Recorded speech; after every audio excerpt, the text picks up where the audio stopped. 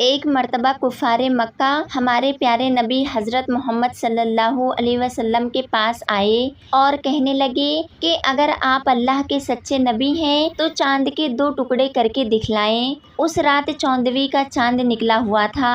तो हमारे नबी ने उन लोगों से कहा, अगर मैं चांद के 2 टुकड़े कर दूं तो क्या तुम ईमान लाओगे?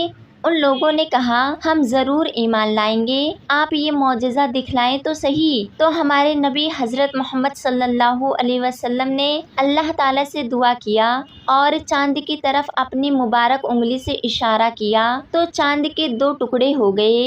एक टुकड़ा मगरिब की तरफ चला गया और दूसरा टुकड़ा मशरिक़ की तरफ चला गया। और जितना टाइम असर से मगरिब के दरमियान होता है उतनी ही देर तक यानी 1 से 2 घंटे तक चांद इसी तरह रहा, फिर आपस में मिल गया। ये देखकर लोग हैरान हो गए, मगर ईमान